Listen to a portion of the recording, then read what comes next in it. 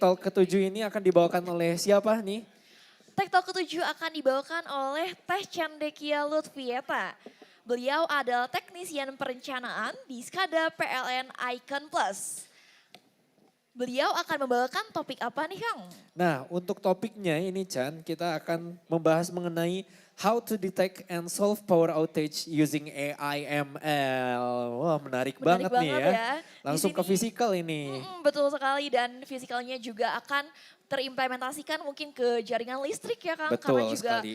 berkaitan dengan PLN gitu. Betul, ini problem nyata nih ya.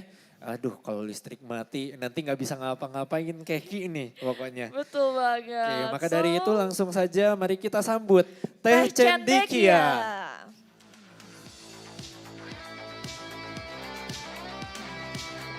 Halo teman-teman semuanya.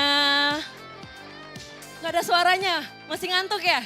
Halo teman-teman semuanya.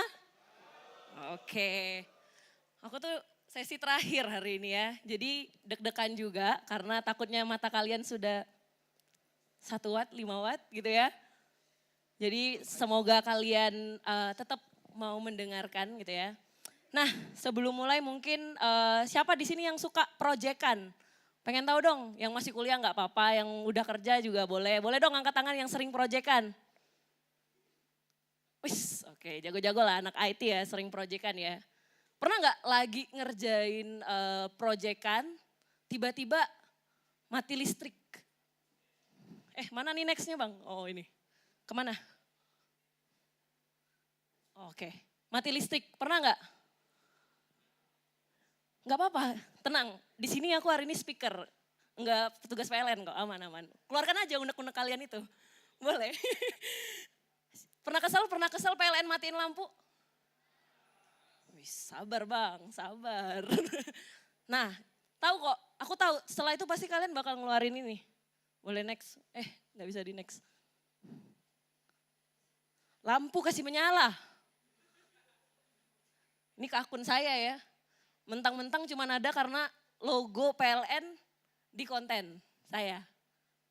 Sebenarnya saya bingung, kenapa lampu kasih menyalanya ke saya gitu. Padahal mungkin saya izin memperkenalkan diri dulu ya. Jadi, sebelum saya memperkenalkan diri, mungkin sekilas info, siapa tahu kalian tertarik juga kerja di PLN. Siapa tertarik kerja di PLN? Aku kasih sekilas infonya ya. Jadi ini PLN yang kalian tahu, yang katanya suka matiin lampu. Nah, yang paling atas itu PLN yang kita semua tahu ya, yang punya listrik, yang kalau mati lampu kami langsung kena marah gitu ya. Nah, tapi PLN itu punya 4 subholding teman-teman. Ada PLN Indonesia Power, PLN Nusantara Power yang proses bisnisnya itu di pembangkitan, di mana dia menyuplai daya untuk pembangkitan listrik-listrik kita gitu ya. Terus ada energi primer untuk suplai batu baranya. Dan yang terakhir ada saya di ujung sini mas, Icon Plus. Ya mbak, jadi Icon Plus ini adalah subholdingnya dari PLN yang fokus di teknologi. Tapi tadi di komen saya disuruh nyalain listrik. Jadi saya sedih sebenarnya, kok saya yang kena marah ya? Ya gak apa-apa lah, gak apa-apa lah. Oke, next. Nah jadi itu ya, oke jadi saya itu Cendekia, Mbak salam kenal. Aku juga IT Edu Content Creator. Aku banyak bikin konten soal IT di TikTok, YouTube, Instagram. Jadi murni anak IT. Tapi kalau mati listrik tetap kena marah. Karena kerja di PLN, katanya gitu. Nah kalau mau connect di LinkedIn boleh, Cendekia Lutfieta Nazalia. Sisanya di @lutfieta boleh. Kalau mau connect boleh nanti kita ngobrol-ngobrol. Oke boleh next. Nah di PLN aku masuk di tim development, di technician perencanaan SCADA. Kemarin kita baru bangun SCADA di Maroke. Di kemarin sebulan saya di sana mas. Shock juga sih sebenarnya. Ada yang pernah ke Maroke? Ujungnya Indonesia itu. Nah kita bangun SCADA. Sebelumnya ada yang anak elektro nggak di sini? Anak elektro, bukan anak IT. Nggak ada ya? Full IT nih? Oke, nggak apa-apa. Nanti kita pelan-pelan aja ya berarti bahasnya. Oke.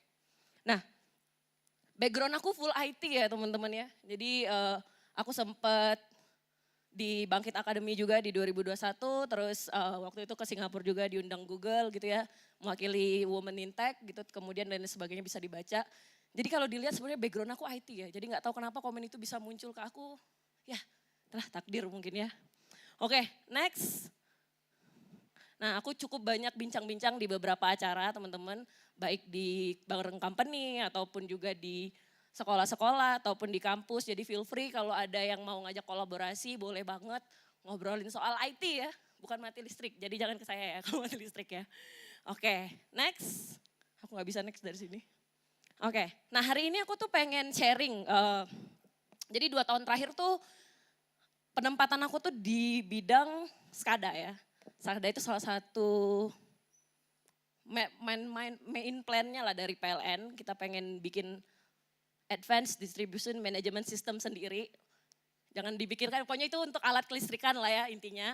Aplikasi untuk handle alat kelistrikan. Mungkin kalau gampangnya gini, pernah lihat pegawai PLN naik-naik tiang? Pernah kan? Kesentrum. Sering, ya Allah mas, jangan gitu dong, kayak jelek banget. Nah itu ya, jadi sebenarnya sudah ada teknologinya nih, namanya SCADA. Jadi untuk memonitoring key point yang ada di lapangan.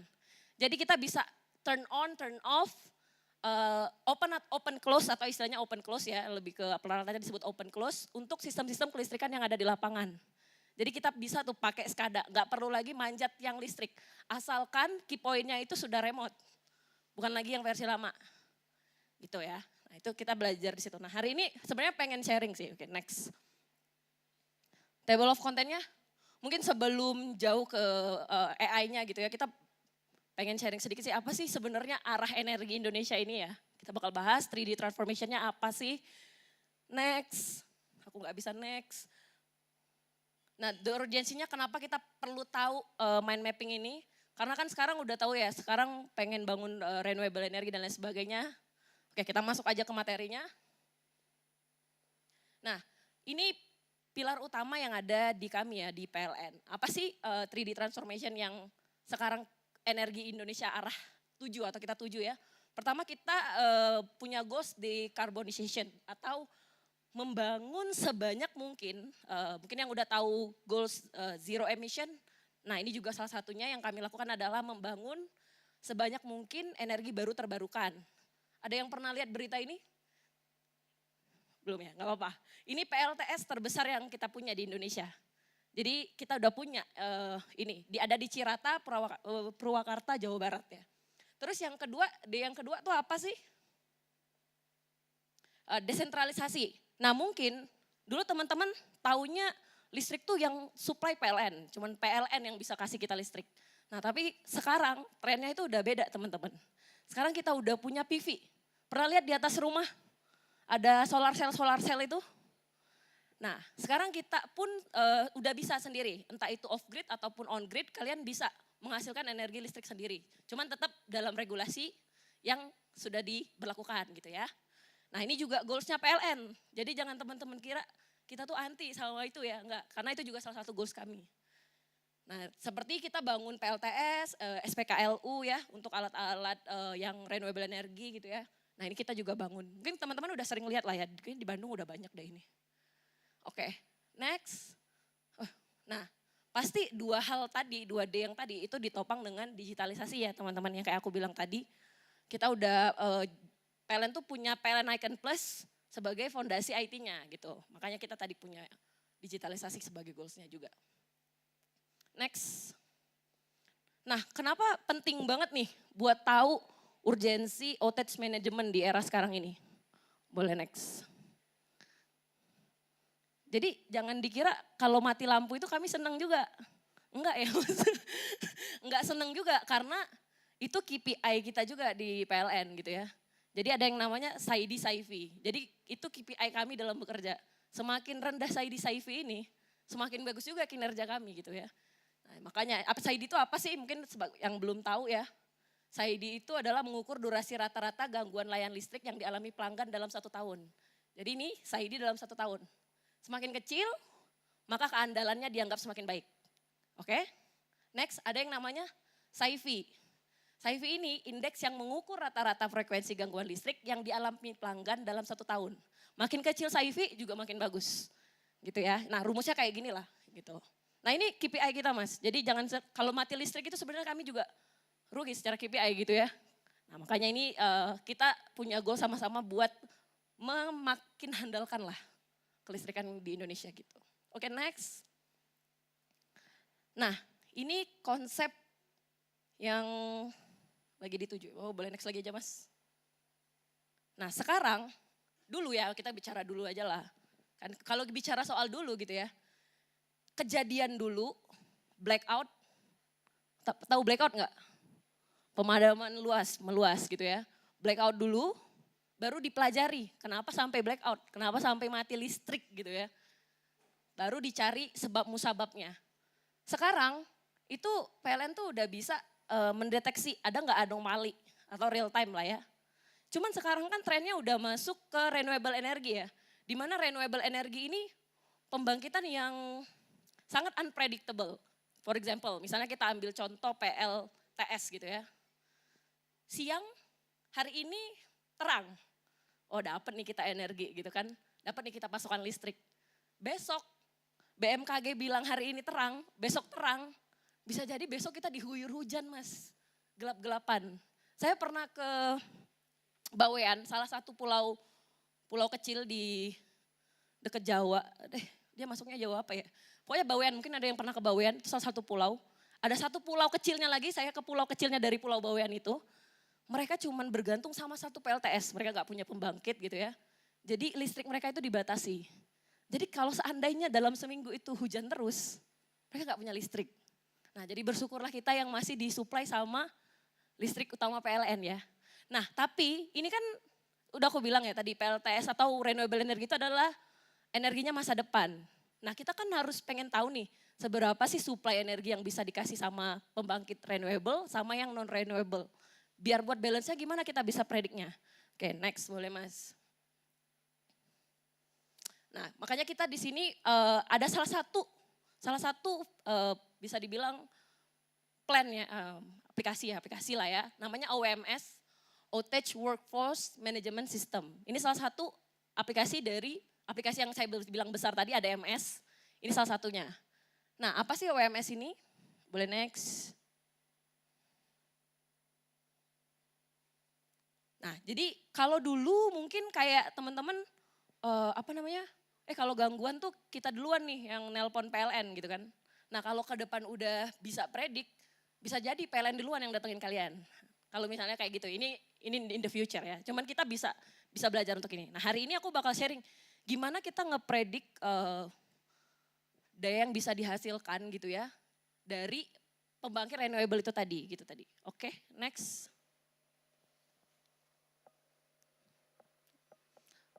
Nah, mungkin konsep PLTS, ada yang udah tahu konsep PLTS? Cara ngasilinnya? Oke, kita kuliah elektro ya hari ini ya. Oke, tenang teman-teman, aku pertama kali masuk PLN juga belajar lagi. Karena basic aku IT kan, sedangkan proses bisnis di kantor beneran soal kelistrikan, jadi belajar lagi. Jadi basically PLTS itu PLTS ini kan terdiri dari solar cell ya, yang disusun secara seri, yang dimana ketika dia kena cahaya dari matahari, maka dia akan bisa menghasilkan listrik, simpelnya ya. Cuman sebenarnya di sini sangat kompleks. Dan cara menyimpan energinya itu di baterai. Kalau pengen dipakai misalnya malam hari, tapi nggak ada matahari. Itu sebenarnya di tengah-tengah ini kalian bisa taruh baterai. Jadi dia menyimpan dulu energinya DC di dalam baterai. Habis itu buat bisa dipakai ke rumah-rumah, listrik itu harus AC ya. Makanya kita butuh inverter. Baru dia bisa dipakai ke rumah-rumah. Gitu. Oke, next. Nah, kalau kita mau ngepredik tadi berapa daya yang bisa dihasilin sama renewable energy, kita bisa pakai salah satu algoritma ini namanya feed forward neural network. Ada yang udah pernah pakai? Belum? Oke, nggak apa-apa. Jadi ini basically kayak algoritma yang single direction gitu ya. Tapi kenapa pilihnya ini? Nah, karena data energi itu banyak, besar, data harian terhadap weather atau cuaca itu banyak. Jadi kita pilih pakai neural network. Oke? Next. Basically kayak gini ya, one go. Jadi dia one flow aja. Jadi inputnya apa, terus habis itu dihitung weight dan lain sebagainya, baru dia keluar output berupa daya AC gitu ya. Habis itu baru kita lihat perbandingan predik sama aktualnya di lapangan gimana. Sesuai nggak? Kalau sesuai modelnya baik kita bisa pakai gitu ya. Simpelnya kayak gitu. Next.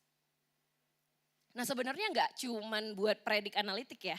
Bisa dipakai buat image recognition, speech, kredit, medical diagnosis dan lain sebagainya. Cuman konteksnya karena kita bicara soal pembangkitan di PLN, kita bakal ngepredik nih. Predik analisis berapa sih energi listrik yang bisa dihasilkan besok dari PLTS ini. Oke, next. Nah jadi kita bakal masuk ke sini. Oke, aku nggak bisa share data real PLN, jadi aku kasih example aja, contoh yang ada di internet ya. Cuma mirip-mirip data yang dikolek. Jadi di sini ada 4 data, cuma kita pakai 2 aja cukup buat belajar. Yang pertama pasti kita butuh data generation dari yang historis sebelumnya dari PLTS itu. Terus yang kedua kita butuh data cuaca. Oke? Sebenarnya kalau mau lebih akurat lagi butuh yang namanya sensor. Jadi nge-collect data pakai sensor gitu ya. Cuma kalau nggak ada ya usah kita pakai data existing aja gitu ya. Oke, karena aku nggak bisa share data PLN, sekali lagi aku cuma kasih contoh dari Kaggle aja ya datasetnya. Oke, next. Nah, boleh dibuka sedikit Mas? Masih ada ya? Aman kan? Nggak muncul waktunya. Oke, boleh dibuka. Aku nggak taruh di slide ya, jadi coba kita buka. Nanti kita bahas sekilas gimana sih penerapannya. Nah, jadi next. Nah, biar nggak repot kita pakai TensorFlow aja lah ya. Model existing dari ini kita pakai aja. Terus ini diimport langsung aja Mas. Nah, ini stop. Nah, ini datanya. Datanya ada data generation ya, di mana tadi daya pembangkitnya dari PLTS existing. Isinya ada apa aja, ada date time, ada ID pembangkit, ini nggak penting nanti kita take out. Ada DC power, AC power, karena kita pengen predik AC powernya yang berapa dihasilkan. Nanti kita ambil ini, daily yieldnya, total yieldnya, energi hariannya sama akumulasinya. Oke, terus selain itu kan aku bilang PLTS itu nggak tergantung sama alatnya doang gitu ya. Tapi dia sangat bergantung sama cuaca. Nah makanya di sini kita juga lihat juga di bawah ini Mas, boleh ke yang plan weather sensor datanya ini. Nah di sini bakal kita ambil modul temperaturnya itu panas nggak, itu ngaruh. Terus kemudian ambient temperaturnya, cahaya matahari yang masuk seberapa banyak intensitasnya. Kan beban puncak tertinggi itu dari pembangkit itu di jam 12 sampai jam 1. Jadi selebihnya itu bakal turun lagi. Nah kita lihat apakah benar. Oke coba scroll lagi Mas. Nah ini biasa lah ya, ngeload dulu data aja. Ini biar gampang pakai langsung dari Kaggle. Gak usah di download dulu. Next. Nah habis itu next aja Mas, gak apa-apa kita butuh insight-nya aja lah. Nah ini data sampelnya ya kalau mau lihat isi-isinya apa. Nah ini isi datanya, terus next lagi Mas. Oke next lagi gak apa-apa, ini cuman biasalah ya. Next. Nanti kalau kalian mau ininya bisa ya bilang aja ya. Siapa tahu ada yang mau skripsian bahas data ini. Nah, cuman kan ingat ya, setiap data itu nggak bersih ya teman-teman ya. Ada data yang kotor, perlu dicek lagi karena sangat mempengaruhi modelnya nanti gitu. Jadi kalau ada data yang missing, ya tolong di cleansing dulu gitu ya. Jadi dibersihin dulu, ini ya proses bersihin data aja. Next. Lagi. Terus. Lagi Mas, masuk ke ini aja Mas. EDA.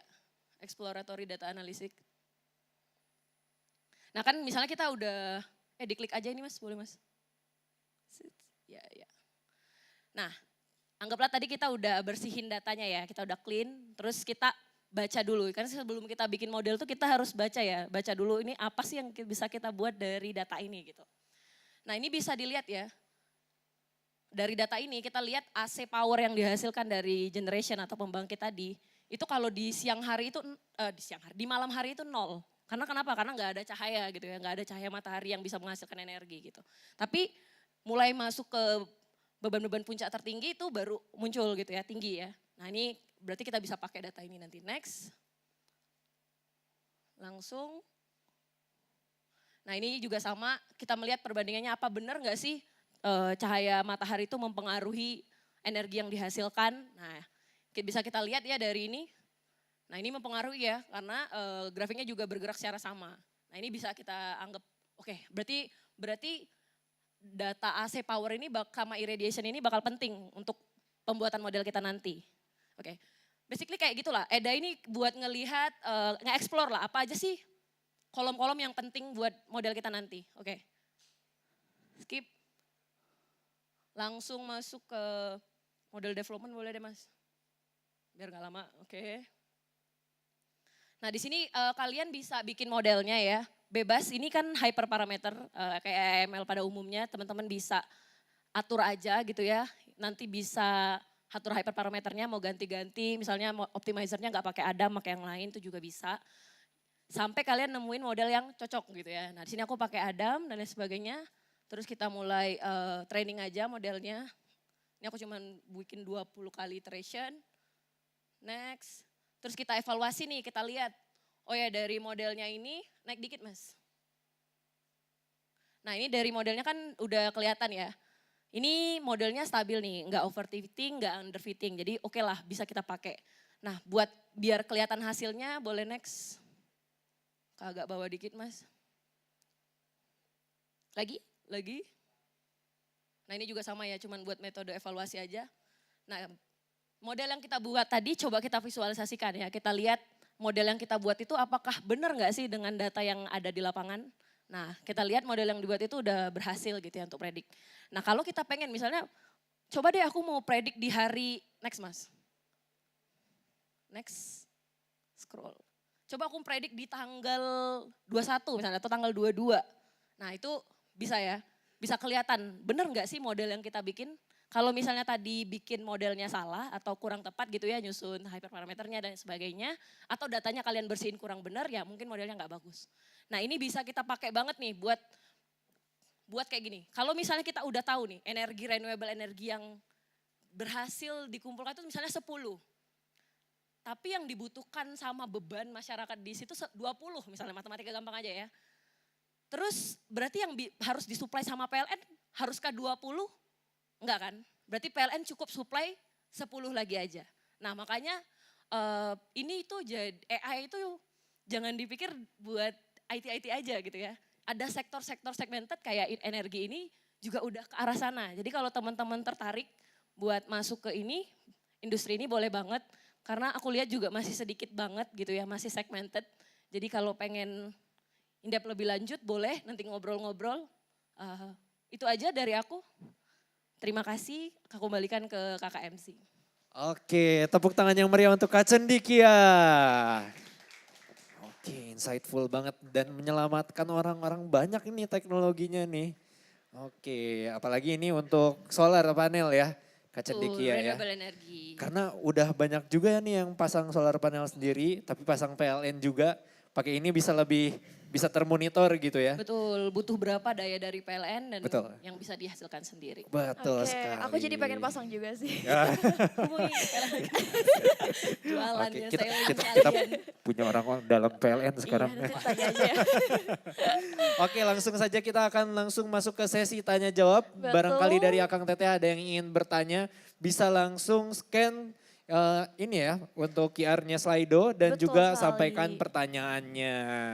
Jangan lupa juga untuk pakai nama lengkap ya teman-teman. Betul, nama lengkap, nama asli, jangan nama temennya ya. Iya, Apalagi betul. nama orang yang gak datang ke acara hari ini. Iya. Iya. Nanti juga akan ada pertanyaan dari Teh Cendikia juga ya? Iya, Iya. betul. Ah, Oke, Setelah ini siap-siap. ya, siap-siap teman-teman. Pertanyaannya tentang listrik atau tentang AI-nya nih Teh? Gimana teman-teman? Bisa Kayaknya disekondisikan ya? Kita mix aja Oke. ya. Aman. Oke, langsung aja mungkin ada yang sudah bertanya, kita coba cek di Slido-nya. Oke, mari kita lihat nih Kang. Enggak soal kelistrikan enggak apa-apa kok guys. Oh iya, Kayaknya tadi terlalu teknis ya. enggak kok Teh, Aman ya? aman banget. aman. Bisa relevan lah sama kita juga. Betul. Ternyata di balik layarnya PLN seperti itu ya. Oke. Dan juga tadi ada teknologi untuk ini juga ya, menyelamatkan juga ya, yang tadinya harus manjat dulu, Iya betul. ngecek Skada. gitu ya. Mm. Oke, barangkali ada yang ingin bertanya bisa langsung aja scan QR code di Slido-nya. Betul. Langsung sampaikan pertanyaannya ke Slido ya Kang Teteh. Oke, Kita lihat mungkin sekarang apakah sudah ada. sudah ada yang bertanya kah? Oke, atau mungkin masih typing nih Kang. Betul. Kita tunggu pertanyaannya teman-teman. Oke, belum ada. Sebenarnya tadi aku ngelihat ada yang ngacung sih sebenarnya. Ah iya. Ya, tapi kayaknya kita sampaikan langsung lewat Slido-nya aja nih. Baik, Oke. sudah ada 2 pertanyaan nih Kang yang masuk. Oke. Makin ramai, ada 5 kurang lebih ya. Oke, kita bacakan dulu pertanyaan pertama dari Dava Nazula Permadi. Sejauh mana PLN siap menerapkan smart grid berbasis AI secara nasional? Oke, kalau bicara soal konteks PLN ya teman-teman, smart grid di Indonesia itu udah piloting di 2 tempat. Di Nusa Penida, Bali, sama di Bawean yang tadi saya pergi. Dan yang sudah implementasi itu di Bawean. Jadi progresnya sekarang masih piloting karena smart grid ini barang baru juga di Indonesia gitu ya. Nah jadi jawabannya itu. Sejauh mana kan? Nah jawabannya itu baru pilot, statusnya sekarang piloting. Oke. Piloting. Masih dalam piloting berarti Iya ya? tapi sudah beres, pilotingnya udah beres. Oh oke, tinggal go to market aja nih berarti nih. Expand mungkin Iya. sama lihat, ya kita kan selalu evaluasi ya dari sistem yang terpasang gitu. Oke, jadi Mari kita tunggu aja nantikan ya. Betul. Oke, selanjutnya. Berikutnya pertanyaan kedua dari Ardi. Mas Ardi ini kayaknya dari tadi muncul terus ya tiap tanya jawab. Bagus nih Keren penasaran. banget nih kritis ya. Ditandain. Oke, pertanyaannya adalah bagaimana gambaran umum proses pemilihan model atau algoritma machine learning nih dalam proses implementasi di sistem PLN? Oke, wah kamu nanya ke PLN ya, aku nggak bisa buka-buka. Sebenarnya kan PLN tuh banyak ya timnya ya mas ya. Kita aja kayak aku tim development itu under 4 PV dan itu masing-masing punya berapa manajer yang memang under development masing-masing. Nah mungkin aku bisa ceritain under timku aja ya mas ya. Nah kalau di timku ya kita lihat lagi data existingnya gimana, kemudian best practice-nya di lapangan biasanya kita ada research dulu sih sebelum milih pakai teknologi apa, kemudian pakai model apa, algoritma apa dan lain sebagainya. Ada research dulu makanya tadi aku masuknya ke tim perencanaan kan. Nah biasanya ada kayak gitu dulu sebelum kita milih. Nah yang aku kasih show hari ini tuh contoh ya teman-teman, contoh hanya example. Gak mungkin aku kasih data real ke kalian. Rahasia Oke, negara ya. Sorry, karena ada Rahasia code of dapur ya. conduct sih, Iya, karena iya. ada code of conduct Iya, gitu sih. bahaya ini. Iya. Betul, gitu sih. Oke, langsung saja masuk ke pertanyaan berikutnya. Saran dong Kak Step. Nah, Kak Cendekia ya.